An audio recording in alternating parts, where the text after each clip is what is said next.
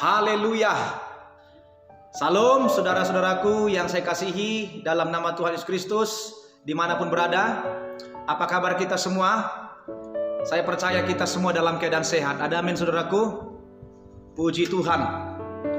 Baik, bersama saya Pendeta Salmon Barasa, saya akan berbagi firman Tuhan kepada kita semua.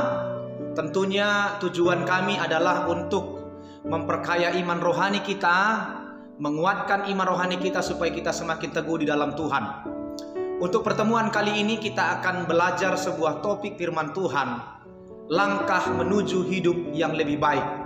Saya percaya hidup saudara sudah baik hari ini, tetapi kerinduan kita ke depannya ya harus semakin lebih baik lagi. Amin saudaraku. Untuk itulah Bapak Ibu Saudara, saya hadir hari ini kembali boleh memberkati kita lewat firman Tuhan. Bagaimana kita bisa memperoleh kehidupan yang lebih baik daripada hari-hari kemarin, dan mengalami kehidupan yang lebih baik untuk hari yang akan datang. 5 poin firman Tuhan hari ini saya bagikan kepada kita menuju kehidupan yang lebih baik. Yang pertama yang harus kita lakukan adalah melepaskan rasa khawatir. Bapak Ibu Saudara, tentu sebagai manusia biasa kita sering khawatir akan hidup ini, akan keadaan ini. Semakin tinggi tingkat kekhawatiran kita, semakin rendah pula turun ya kualitas kehidupan kita, baik secara rohani maupun secara jasmani. Untuk itu saudara-saudaraku, ada ayat firman Tuhan berkata dalam kitab Ayub pasal 3 ayat 25, demikian firman Tuhan. Karena yang kutakutkan itulah yang menimpa aku, dan yang kucemaskan itulah yang mendatangi aku. Saudara, semakin kita takut, semakin kita khawatir akan keadaan kita, akan situasi kita, yang mungkin barangkali di sekitar kita ada banyak tantangan yang ingin menghimpit kita, maka semakin saudara khawatir, semakin saudara bimbang, itulah yang akan membuat saudara semakin menurun, semakin memburuk. Kalau saudara pada waktu itu mungkin sedang kurang sehat, ketika tingkat kekhawatiran saudara itu ya sudah semulai meningkat, maka imunitas tubuh saudara pun akan semakin menurun. Untuk itu saudara-saudaraku, maka dikatakan firman Tuhan, apa yang kita takutkan, apa yang kita khawatirkan, itu jugalah yang menimpa kita. Untuk itu saudara, hidup ini nggak perlu ditakuti. Ya, keadaan situasi yang buruk ini nggak perlu kita takuti sebenarnya. Tapi yang perlu adalah kita hadapi. Ada amin? Ya. Kalau saudara takut dengan situasi yang ada hari ini, takut akan masa depanmu, takut akan keluargamu, takut akan keuanganmu, saudara, maka engkau sedang berjalan mundur. Untuk itu tidak perlu ditakuti. Yang harus kita lakukan adalah kita hadapi dengan penuh keyakinan, percaya bahwa Tuhan akan menolong kita. Saya pastikan hidup kita akan menjadi lebih baik daripada hari-hari kemarin. Yang kedua, bagaimana hidup kita boleh menjadi kehidupan yang lebih baik adalah buang segala bentuk dendam.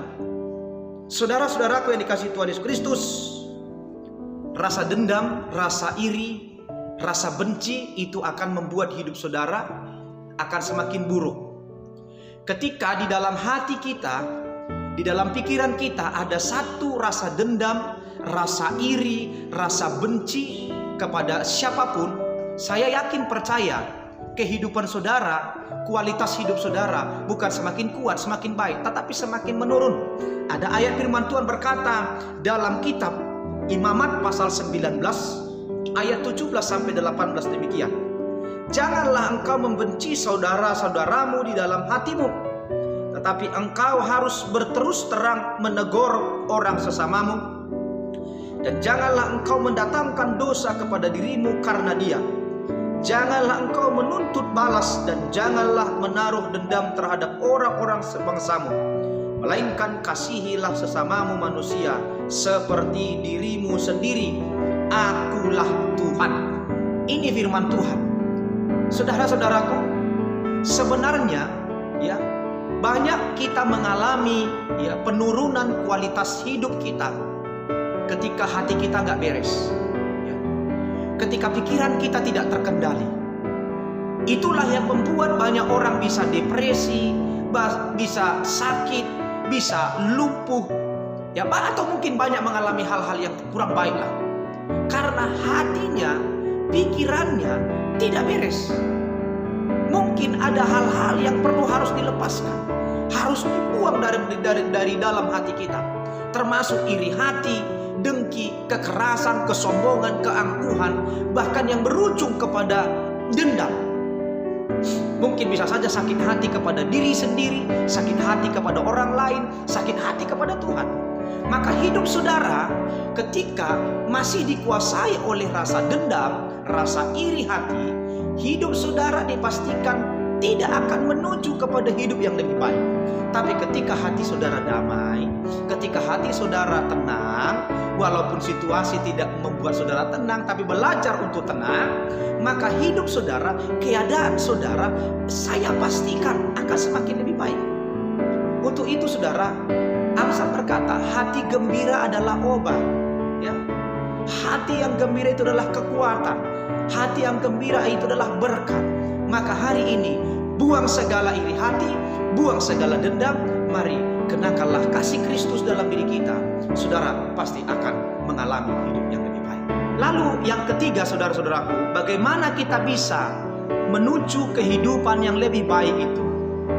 Dengar baik-baik, tinggalkan, berkomitmenlah untuk hidup tanpa mengeluh. Daging ini selalu mengajar kita untuk tidak bersyukur, saudara.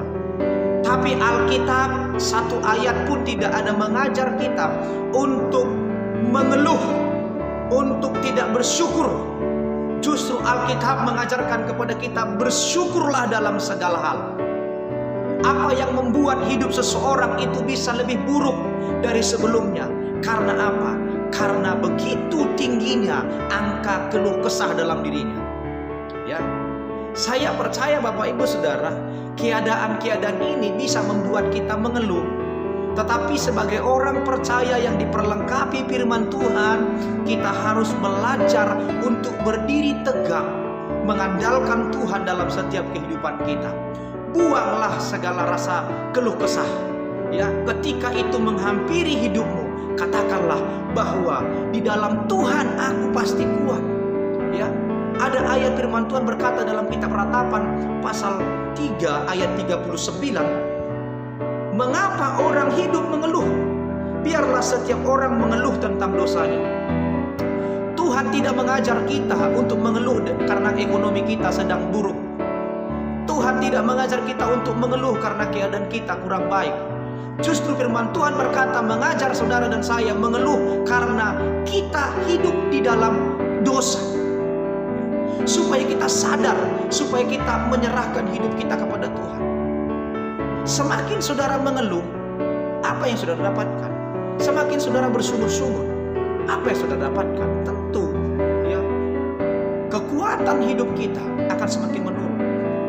Untuk itu saudara-saudaraku, jika kita mau hidup lebih baik lagi, lebih sejahtera lagi, mari kita buang ini.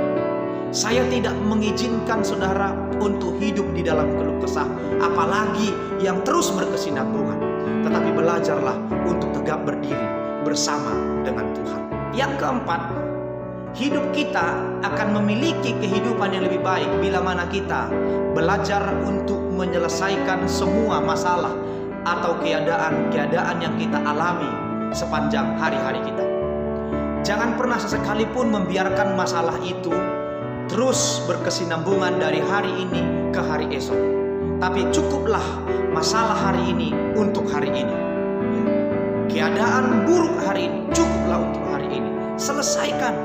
Jangan katakan tunggu hari esok. Jika engkau hari ini sedang mengalami problem, jika engkau hari ini sedang mengalami masalah, ya, mari selesaikan. Ya. Masalah rumah tangga, selesaikan hari ini. Biarlah masalah hari ini cukup hari ini, masalah hari esok biarlah hari esok lagi. Artinya jika masalah itu kita biarkan secara terus-menerus menumpuk, awalnya masalah itu sangat kecil, tetapi dibiarkan terus-menerus, maka dia akan seperti api yang sedang dipersiapkan untuk membakar hutan yang luas.